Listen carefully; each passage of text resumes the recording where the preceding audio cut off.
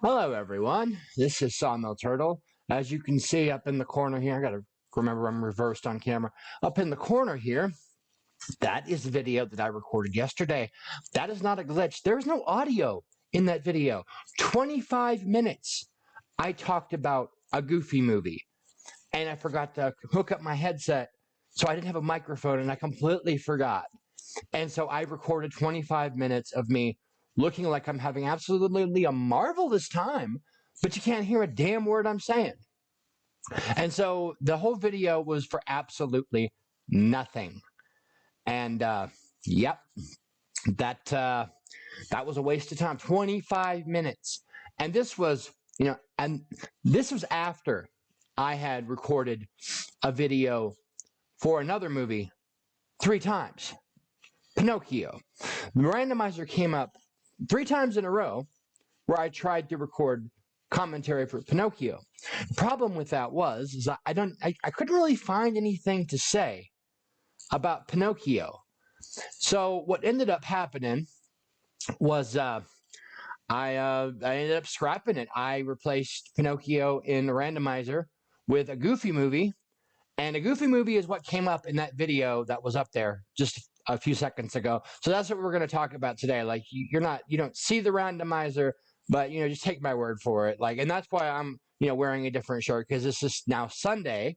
I'm guessing this is like Wednesday to you or something. Tuesday or Wednesday. I don't fucking know. It's some day of the week that ain't Sunday. And so I've scrapped Pinocchio in favor of a Goofy movie.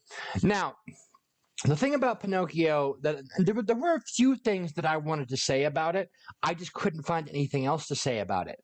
One of the things I wanted to say about it was this creepy motherfucker right here. This dude. Okay, this dude shows up about halfway through the film, and this is with the Pleasure Island where Pinocchio meets Lampwick, and they go off and they drink beer and smoke cigars, and they turn into donkeys. Well, Lampwick turns into a donkey. Pinocchio somehow manages to avoid that fate by jumping into the ocean or something like that. I don't know.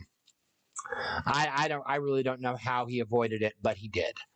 And this dude right here shows up, and he says to Honest John the Fox, like, I'm collecting stupid little boys. What?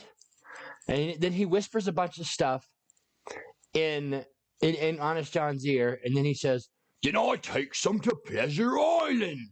Like, ho there, Jeffrey Epstein. Okay, I'm gonna need you to dial the creepiness back a bit. Okay, right now you're at about a 15, and I'm gonna need you to dial it down to about a 2. Okay, and Honest John's like, "But the law, suppose they catch it." It's like, oh, don't worry about it.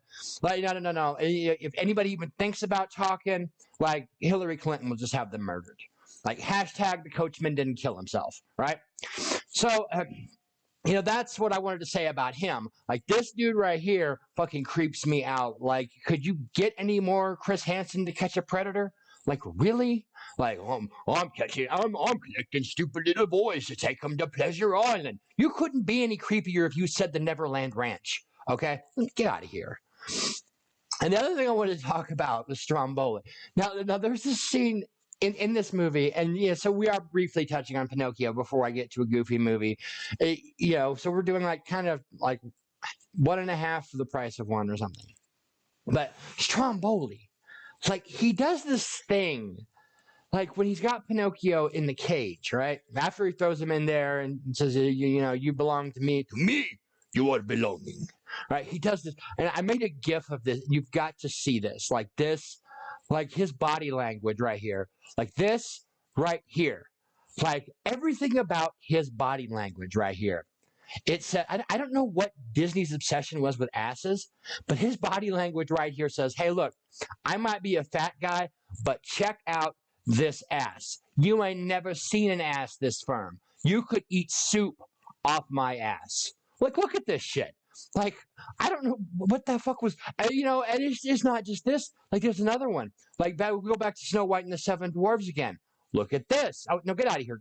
That was a glitch on my part. I apologize. Get out of here, Stromboli. We'll go back to Grumpy.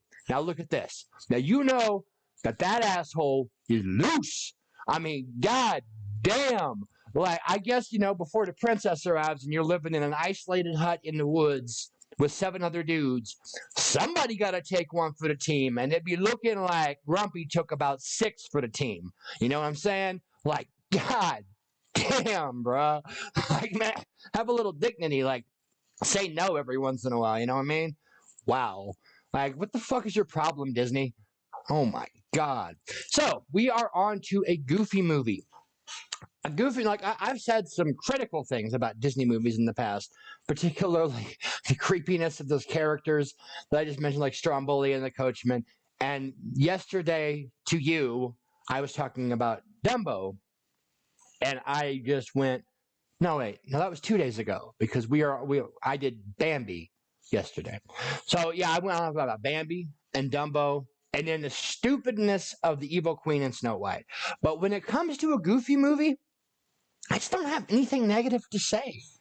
I mean, one of the things about it that I guess I could criticize is the fact that Pauly Shore's in it. Like, most of the time, it's just a given universal fact that if Pauly Shore is anywhere near your movie or your TV show or your whatever, you automatically lose like 10 billion points. Just in cred. Gonna call my agent. See if he's got any work for me. What? What's that? Oh, it's Pauly fucking Shore. God damn it. Brock Meister. What's going on? Fuck. I thought somebody would have killed you by now. The hell do you want, Pauly? Thought you might have found some work for me. Haven't had any acting gigs in a while. No, Pauly. As I've told you 1,000 times over the years, there is no acting work. Nobody wants to hire you. Like, when are you going to get that through your head? There is no work anywhere in the universe for Pauly Shore. Like, why not? Oh, it could be because of that thing that you're doing, that way that you're talking right there. That could have a lot to do with it. Like, people don't want to listen to you do that thing that you're doing. What thing, bruh? That thing. That thing right there. That thing is obnoxious. People think that you are a fucking like obnoxious cunt. Okay, you can't keep talking like that. Like, it wasn't cool in the 90s. It's not cool now. Like, people will not hire people who talk like that. Nobody wants to see movies with you in it because you keep talking like that. Like, that is like the worst thing that I've ever heard. Bro, that's harsh. Harsh. I haven't even begun to get harsh with you yet. You want to know the truth, Polly? Like, people would rather rip their ears right off of their heads and devour them immediately, devour them raw, than listen to you. Broheim, there's no need to be mean. Sometimes the truth is a little mean, Polly. Here's the reality of the situation. You made a movie called Pauly Shore is Dead. How much money did that movie make, Polly? Tell me how much money Pauly Shore is Dead made. Like like $12,000? $12,000. You made a movie called Pauly Shore is Dead, and it made a grand total of $12,000. That should tell you something, Polly, right there. Nobody wants to go and see a movie with you in it, even if they think that you're dead.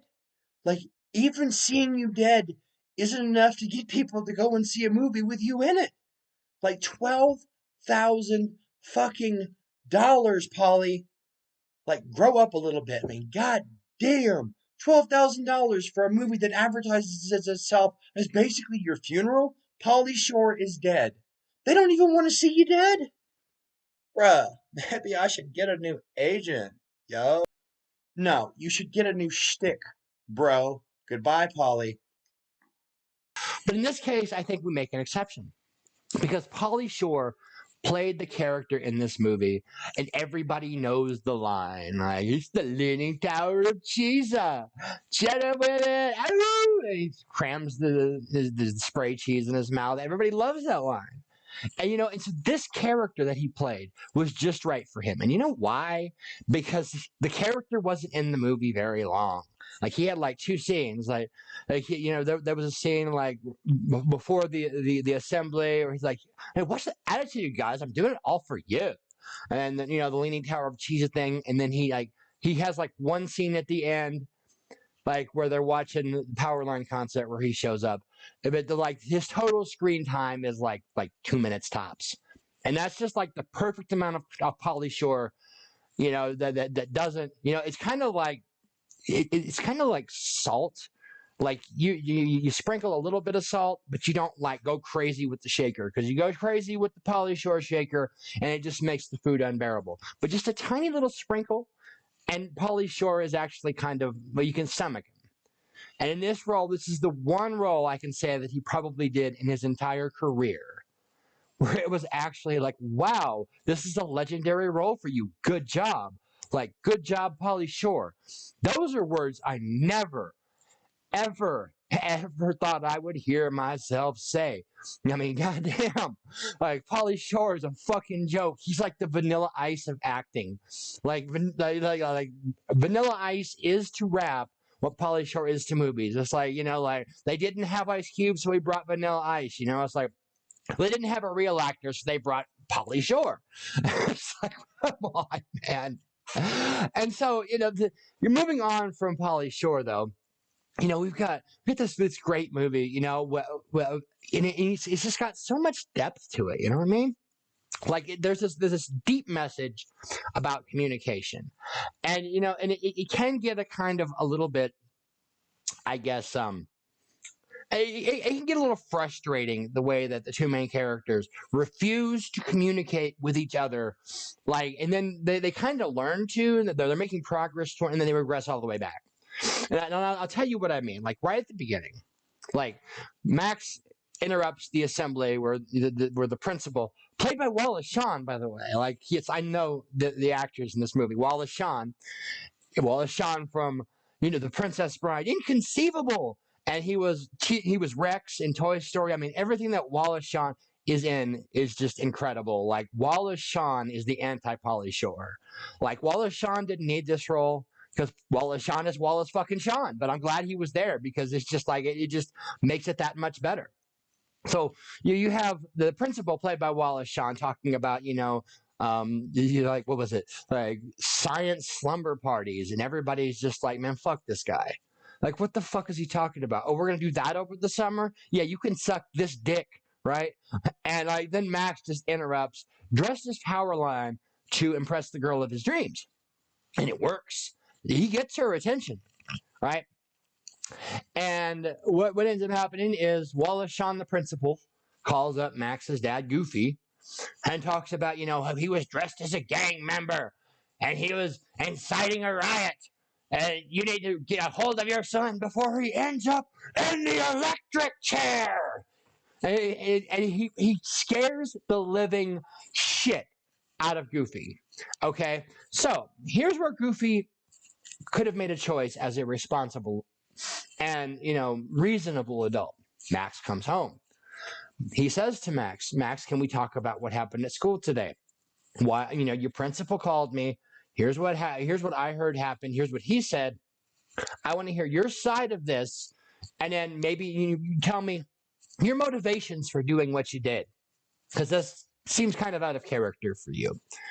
And they could have had themselves a little chat, and I think that would have, he actually would have earned a bit of Max's respect, because here's Goofy making an attempt to talk to him. He doesn't really respect his dad, because like all teenagers, he thinks his dad is well, in this case, yeah, your dad's Goofy. Like, what is there to respect? But in this case, if Goofy had sat down and said that to him, like, let's have it, the movie would have been 20 minutes long, yeah. But they could have avoided that whole thing that happened afterwards, and they wouldn't have had any of the problems, with the destroyed car, with being chased by Sasquatch, with the possum show, and the possum show creeps me the fuck out. Like, hell no. But they could have avoided all that. But that's not what happened. And Goofy goes ballistic. He's like, "We're going camping," and Max is like, "No, we ain't." "Oh, yeah, we are." "No, we ain't." "Oh, you get in the car, son." And so he basically forces Max to go on this road trip that he doesn't want to go on without ever bothering to understand his motivations.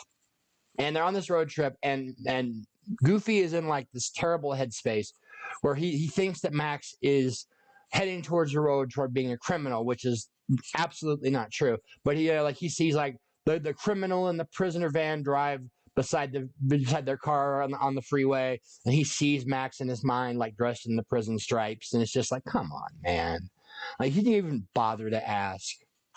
But so he does things like there's this lack of communication here. Like Goofy takes Max places that do not interest Max. It wouldn't interest anybody. Like Lester's possum show. Who's your favorite possum? Like, you've got to be out of your fucking mind. Like the way that Max reacted, like disgusted, freaked out, a little scared, and then angry, like super angry. Especially when the guy in the possum suit walked up and tried to hug him. "Who needs a big hug from Lester? Beat a doofus!" Pow! Slaps him across the face. Like, I'd have done the same thing. Yeah, really. And and Goofy's like, "What's wrong, son?" "Well, I mean, you took me, from my summer vacation and my plans, and you drugged me out here into the middle of nowhere, and you fought with me over the radio." That was another point where they could have communicated better. It's just like, like Max is like, let's listen to some music. "Oh, okay. What kind of music?" And instead of like fighting over the radio and repeatedly pushing the button until they broke it. But here you have this, Goofy hasn't communicated any of his feelings to Max, and Max hasn't communicated any of his feelings to his dad. So they've gone to this venue, if you call it a venue, that Max hates, and Goofy doesn't understand why he hates it because he's not bothering to talk to him. And there's a point like later, like where and they meet the Sasquatch, like later on, like after the possum thing, they meet up with Pete and PJ, and Pete tries to tell Goofy, "Oh, you need to crack the whip on that dude, man. You can't let him walk all over you. You got to lay like the hand on him, like the pimp hand. Like, you got to powder it up real nice, like, and rear back and teach him a hose place." Right? And Goofy tries this, and it doesn't go very well. And the end result of their whole experience there is they end up trapped in the car with Sasquatch, like, dancing disco behind them. And that's one of the great things about this film, is that it did these amazing things. Like, for one thing, as we previously mentioned, that it proved that there are roles that Pauly Shore can pull off and not be an obnoxious fucking clit, right? Like, it's like, in every other role he's been in, it's just like, I want to see less of you until there's no more of you. But in this role, it's like, yeah, all right. And then, like, the thing with the Sasquatch dancing to Staying Alive, in the background, with the Walkman, like, that actually brought the Bee Gees' Staying Alive back onto the radio charts for the first time since the disco era. Like, how do you do that? Like, everybody, like, pretty much agrees that disco is the last thing that they would fucking listen to. Except me, I like disco. I'm even afraid to admit that. I love disco. But for the most part, people fucking hate disco. But yet, this movie is going to make a disco song seem so cool that people are going to call in and request it until it charts for the first time since the 70s. How did that happen? How do you make a disco song chart in the 90s? Like, that is impressive. Like, you're working miracles over here, making the Bee Gees cool again. Because, even though I like the Bee Gees, ain't nothing make the Bee Gees cool, man. And they no goddamn way, man. Like, the Bee Gees with their ha ha ha ha ha. It's like, oh my God, man. Like, if I wasn't used to listening to, if you weren't an acquired taste that I have since acquired, like, you would make me want to, like, jam like a crochet hook, like, right into my eardrum. Ah! Oh, fuck off with that. But it's like you made the Bee Gees cool. Like, how awesome is that? Like, how did you're like a fucking miracle worker? Like, that's like almost like praise Jesus, biblical, like parting the waters miracle. But we're gonna move on from that. So, the Sasquatch is dancing behind them, and they're stuck in the car, so they got no excuse but to sit there and talk about things like Hi Dad Soup. And suddenly, they realize that that there's been this severe lack of communication, and they actually do care about each other. Max realizes that his dad cares about him, and and Goofy realizes that Max doesn't hate him, and he actually does care very much about him, which has been lacking in their relationship. That basic form of communication. And so from here on, like they get out of the situation with the Sasquatch somehow, and end up at the diner, and Goofy makes Max the navigator. So you pick the destinations, and we're not going on this archaic old map that my dad used because you're obviously not enjoying yourself. So why don't you pick some stops along the way and tell us where we're going? And we're in between here and Lake Destiny, Idaho, wherever the fuck that is. You get to plan our trip. Oh, cool, that's awesome. So now you let Max have a little fun. He might get a little more into this trip instead of pining for the girl that he's not back home boning. You know, you look at her dad. It's like you might want to think twice before you put it up in that, because if he finds out, you're not going to live through it. Maybe that's why she was gone in the second movie.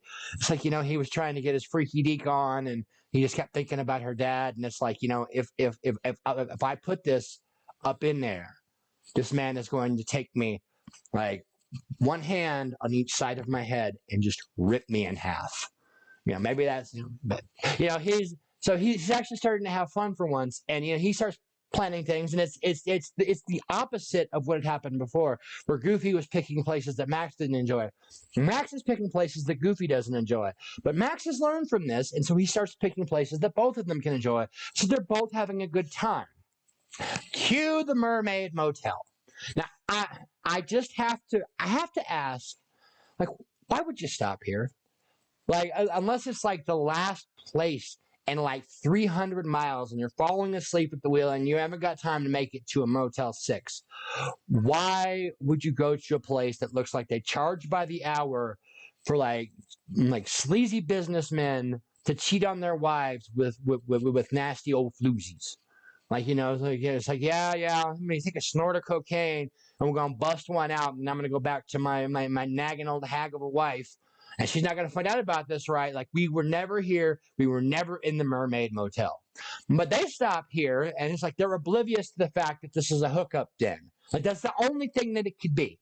Like, you don't, like, go to the under the sea, like, Ariel Mermaid Hotel with the waterbed and the coral lamps unless you're looking to put it up in somebody. And unless I don't know, unless Max and PJ were playing. Nope. I'm not going there with Max and PJ on the waterbed. No, I need to get that fucking. Oh my God, where did that fucking come from? Get out of my head. Get the fuck out of my head. Oh, Hillary Clinton naked on a cold day. Hillary Clinton naked on a cold day. Ugh. Okay. Moving on from that. Pretend I didn't say that. Like, I don't even know where that came from, but they were the only two in the room, and and it was kind of a hookup room. Nope. Okay, let's move on. So, so here they are in Sleaze City, and Pete drops the bomb on Goofy after overhearing Max talking to his best friend that that Max is deceiving him, and Goofy says that he trusts his son. Says he trusts his son, and then immediately goes and checks the map. So he obviously doesn't trust him as much as he says he does. Okay, now here is another great opportunity for communication between the two of you. Okay, you didn't communicate back in the driveway. You haven't communicated much through this whole trip. You haven't understood Max's motivations through this whole thing. Now, my big red flag for me is, like, I'm looking at the map. It's like, okay, so he's planning to reroute us from Lake Destiny, Idaho to Los Angeles, California instead. The hell's in Los Angeles, California that he's out there trying to see? Like, why is it that he's been so against this trip, and what is he trying to get to California for? Now, this is where you talk to him like, son, can we talk about this? Like, I've seen the map. I know you're planning to take us to California. Let's have a conversation. What is this all about? Instead, he relies on the honor system from a fucking teenager. Now you got to be out of your fucking skull. You're going to go on the honor system. Okay, let's see how that goes for you. Okay, son, here comes our junction. Left or right, Max? And of course, he makes the wrong choice. And instead of calling him out on it and communicating right there, like, Max, what are you doing? Okay, let's pull over and talk now. Because you obviously didn't make the right choice here, and I want to know what's going on. No, he's going to sit there mad as fuck. Mad as I've ever seen Goofy. Like, I have never seen Goofy with that look on his face. That just holding on to the wheel while Max is trying to talk to him, and his head just keeps sinking down further with that the whomp sound on. Whomp. Whomp. It's like, what the fuck, man? And then he pulls the car over, screeches to a halt, and he's mad. Max is trying to talk to him. What, Barbara? Too stupid to understand anyway, right? Well, yeah, kinda. But it's like there's every single moment that you've had to communicate with your son, and every single moment that your son had to communicate with you, you have not done it. And now you've regressed all the way back to where you were at the beginning of the movie, where you're mad at each other, where you're not talking, where this bullshit is going on, and now you're floating down the river. Now you're going over a waterfall. Oh, you're stuck on top of the car, where once again, you have no choice but to talk to each other. We're back to the Sasquatch situation on High Dad Soup, except now you're floating down the river. And look, there's a waterfall up ahead. You better talk fast, okay? Like, what the hell's going on? Oh, we're going to sing a song. Okay. Well, that's okay, because I really like this song. But I like every song in this movie. Every song in this movie is on point. Like, whoever made this movie, did an excellent job. Like, I'd read somewhere, the original soundtrack, I think, was going to be written by, some artist. I think it was, Bobby Brown or something. And somebody had commented about, and he ultimately wasn't chosen to do the soundtrack for the movie. And I read an article somewhere that said that the Bobby Brown soundtrack would have been the soundtrack that would have been used but if Max stayed home while Goofy went on vacation and he got to spend all summer alone with Roxanne. And so that's like the Max and PJ on the waterbed thing. Like, let's just skip over that because they're minors, okay? So, Lord, am I as bad as the Coachman right now? What the fuck? Well, it's kind of funny. I mean, at least I'm not just freaking all Michael Jackson on this shit. Like, they never come back as boys. No, I bet not. After you taking them into, I love you, you taking them up into the secret room above the train station, and you took them into the teepee, and you took them into the secret bedrooms you got hidden all over the place. Bro, what the fuck are you doing? Okay, I'm on a Michael Jackson tangent. I'm doing it. But it's bruh, you have got money. You have got fame. You have got power. You got the prestige. Everybody in the world knows who Michael Jackson is. I think my 2-year-old niece knows who Michael Jackson is, right? Everybody knows the Moonwalk. Everybody knows Thriller and Bad, Beat It. Okay, you've got fame. You got the chops. You got the rep. You got everything going on for you. You got a big ass house, more money than the goddamn fucking Pope. Why do you need kids? Really? What the fuck is going on with you? You could have, all that power and prestige and money. You could have the flyest bitches. You could be surrounded just by a harem of women. I'm talking a literal harem, 60 or 70 women just all around you. It's which one do I want to take into my bedroom today and play bad, you smooth criminal? And it's eeny, meeny, miny, moe. You could have had a whole house full of women. And who'd you have over at your house instead of women? Macaulay Culkin and Corey Feldman. Bruh, come the fuck on. The fuck is wrong with your glands, bruh? Can't speak ill of the dead, can we? We have to speak respectfully of the dead. Like, fuck I do. Like, what the fuck, bruh? Like, bruh, you fucking plastic ass, like, no-nose ass, fucking, like, pasty ass, fucking looking like burn victim looking motherfucker. Right, with your old nasty self, bro. Like, fully, like, I'm surprised that, like, during your lifetime, like, there wasn't, like, an episode of To Catch a Predator where Chris Hansen is, like, sitting there and he's expecting the predator to come to walking in the door. And when he does, it's like, there's El Hee Hee, ow! It's like, oh my God, it's fucking Michael Jackson. I fucking knew it. Look, we caught Michael Jackson on To Catch a Predator. You told me you were a 13-year-old boy. Yeah? Did you actually believe that? Okay, all right. Hey, boys, cuff him. We don't even need to talk about it. Just cuff him. Like, I don't even need to do that. You can see it right over there thing. Just get him out of here. But anyway, now that I've talked about that, let's get back to this movie. So I was on the, let's see, Michael Jackson, Max and Roxanne, Bobby Brown soundtrack, music, right? So we were on every song in this movie is on point, and so they're floating down the river and they're singing the song. It's a really good song, and they finally open up to each other and communicate. And Max tells Goofy about Roxanne. Took you fucking long enough, bruh. Like a whole fucking movie, you had to just simply drop the name. Like, hey, Dad, there's a chick I like back there. Like I'm a teenager, and my hormones. She's hot as fuck. Can we like not do this fishing thing? Because I'm trying to get up with that. You know what I mean? Like, can we not? You had this whole movie to do that, and now you do it. And Goofy can say, "Oh, my little Max, he's in love." He ain't in love.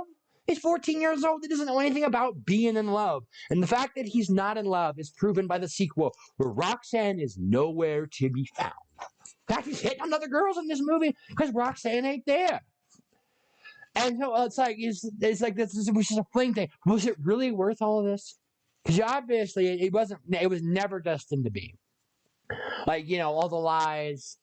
The fact that you basically ruined a father-son vacation, that you went to LA in the next scene in the movie, went to a private venue, committed a felony by breaking into areas where you weren't supposed to be and trespassing. That's a felony. Winding up on stage where you weren't supposed to be. Ooh, bruh, you are lucky you're not in the federal penitentiary.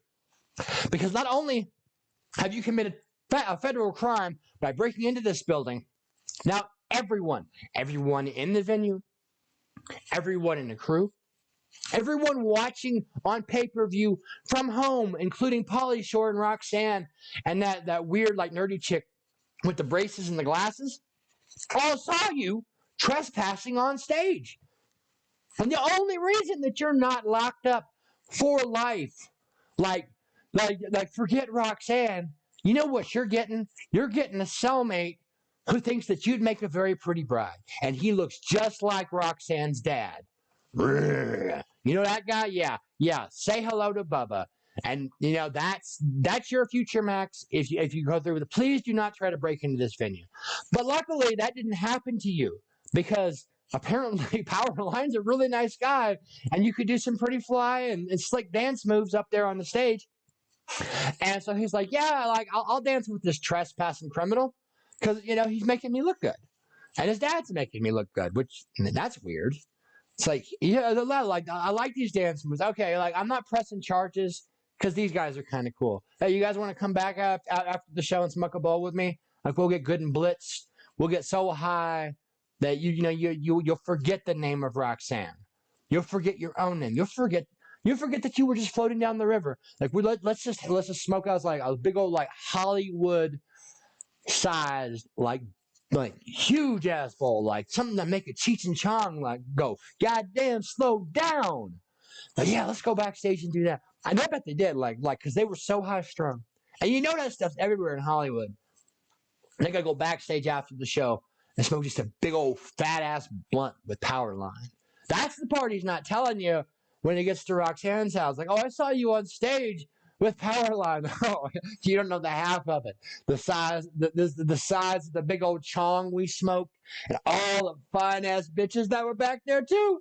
Oh, if you knew half the stuff that I did backstage at that concert, you would never talk to me again. So after he goes through all of this, after he commits felony trespassing and is witnessed by the entire country, felony trespassing, blows up the car, like he goes through all of this madness. Then he gets like a sudden like attack of conscience. Like I gotta go tell her the truth. Gotta tell her that the whole thing was a lie. Motherfucker, why? Like you got away with it. You pulled it off. If you were just gonna go like the whole honest route, and you may as well have just not shown up at all and then explained it to her when you got back. Would have been less of a risk of going to prison, huh? But no, it's like it's like now that I went through all of that and I succeeded, and what I didn't even think I could do, what Max didn't think I could do, I mean, what PJ didn't think I could do, but nobody actually thought that I could pull out. Nobody actually thought they were going to see me up on stage. Even Pauly Shore down there in the front row was like, "That Max kid ain't there," right? But I pulled it off, and I did it. Yeah, everybody saw me dance with him. This is going great. And I gotta go tell the truth, don't I? Why? Oh, I see. Because it's wrong to lie. And in a Disney movie, we don't want to teach children that it's okay to lie. It's okay to get away with stuff. But that's not okay to lie. Right? Whatever. Anyway, this movie is phenomenal. I love this movie. If I had the money right now, I would go throw down on a Disney Plus subscription just so I could go watch this movie after I'm done shooting this. I don't have one. And I don't have the money right now. But it will be on my agenda as soon as I get paid to, well, maybe I'll just buy a digital copy. It seems like wasteful to give myself, whatever. Anyway, this has been Sawmill Turtle. Thank you very much for coming to my blog today. My blog. I call it a vlog because it's a video blog, but some people call it like vlog. Like vlog is fucking stupid.